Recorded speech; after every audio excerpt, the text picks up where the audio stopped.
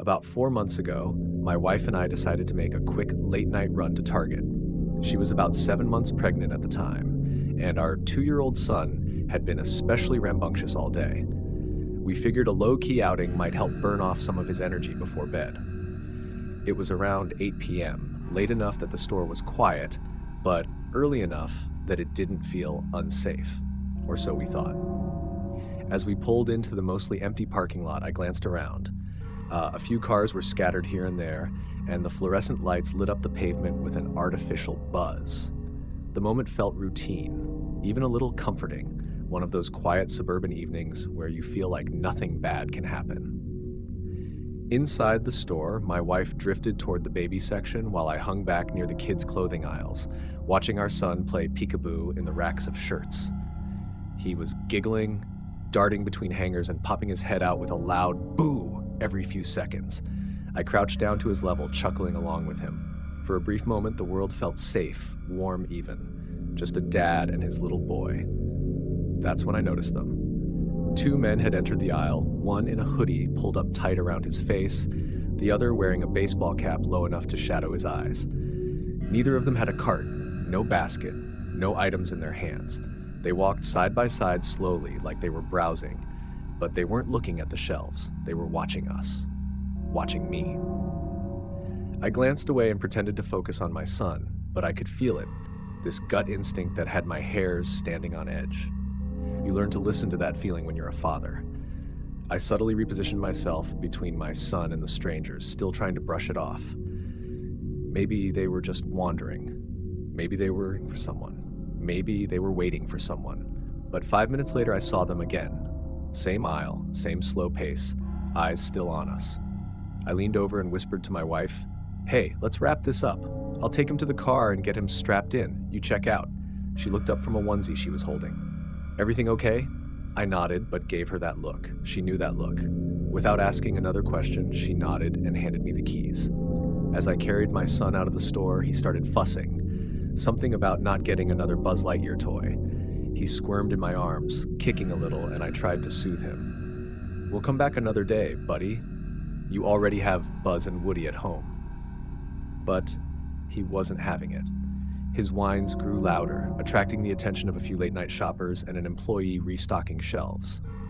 I kept walking, trying to stay calm. As the glass doors slid open and I stepped into the cool night air, I looked behind me.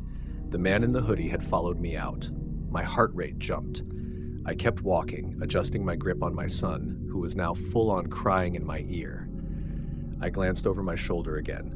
He wasn't trying to be subtle. He was about 25 feet behind me, eyes locked on us. I tightened my hold and whispered to my son, "Almost there, champ. Just hold on." I made a beeline for our car, parked under one of the flickering overhead lights. The light buzzed as I approached, casting long, warped shadows across the asphalt. I tried to keep my cool, but I could feel my pulse racing. As I neared the car, I pulled a quick pivot, circling around to the front of the store again. I didn't want to lead this guy straight to our vehicle. I needed to know if he was really following me, or if my mind was just spinning tales. But as I rounded the next row of parked cars, there he was, 10 feet away, standing still, no phone in hand, no shopping bags, just watching. My son had quieted down, sensing something different in the air. He wrapped his arms tightly around my neck. I held him close with one arm and kept my other hand tucked under my shirt, gripping the handle of my concealed pistol. I didn't draw it. I didn't want to escalate anything, but I needed to be ready. I was protecting my boy. Nothing else mattered. "Why are you following me?" I asked, my voice calm but firm. He blinked at me and took a step forward. "Is that your kid?" "What?" I replied, stunned. I said, "Is that your kid?" His voice was loud now, aggressive. "Yeah," I snapped. "He's my son. Back off." He didn't. He was screaming. "And you look suspicious," the man said, his tone defensive but strange, almost rehearsed. "You need to leave us alone, now. I just want to make sure everything's all right." He didn't want to go with you. He was crying. I thought maybe... I said. I raised my voice now, my hand still steady on the pistol grip beneath my shirt. "You need to step away. You don't get to follow me through a parking lot, accuse me of kidnapping my own son, and scare my family." He paused. "You don't look like him," the man muttered, half under his breath. I stared at him, stunned. "Get in your car. Leave, right now, or I'm calling the cops. Finally, he backed up, a few more steps, then turned. He jogged awkwardly toward a nearby SUV, jumped in, and peeled out of the lot. I stood there frozen for a second, heart pounding, my son silent in my arms. A moment later, my wife walked out of the store with bags in her hands and a confused look on her face. She saw me and jogged over.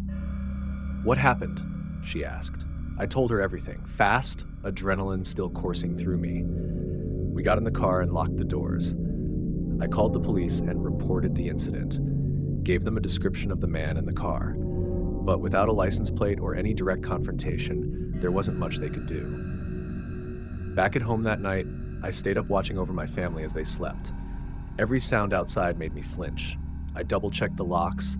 I stared at the baby monitor and thought about how vulnerable we all are, how quickly things can change. In the following days, the incident haunted me. Not just the fear, but the rage, the disbelief. The man didn't just follow us, he accused me of not being my son's father. Because he cried in a Target parking lot like any 2-year-old might. I started playing the scenario over and over in my head. What if I hadn't noticed him? What if he tried something? What if I wasn't armed?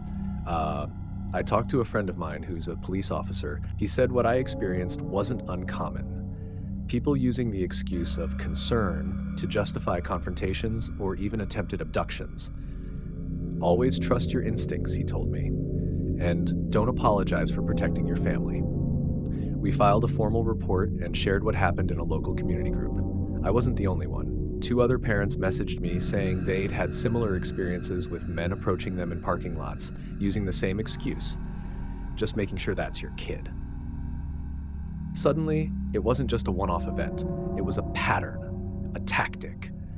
The more I looked into it, the more I realized how often child abduction attempts are written off or missed in plain sight, and how quickly a stranger can insert themselves into your life and try to turn a normal moment into something terrifying. For weeks after, our son wouldn't go back to Target. Every time we drove past, he'd say, "No Buzz Lightyear, no man." I taught him the word stranger. We practiced what to do if someone ever tried to grab him, and I held him tighter each night, grateful he was still there to hold. Some people say I overreacted, that the man was just being cautious, but they weren't there. They didn't feel the intent behind his stare. They didn't see the way he lurked in the shadows, waited for us to be alone, and used a child's tantrum as justification to confront a father. What started as a routine errand turned into the most terrifying experience of my life. And I'll never forget the moment we locked eyes in that parking lot. 2 men, 10 feet apart, one holding his child, the other holding something much darker. If you crave more twisted tales and unsolved secrets, make sure to subscribe to Mystery Stories and ring the bell. The case may be closed, but the mystery is far from over.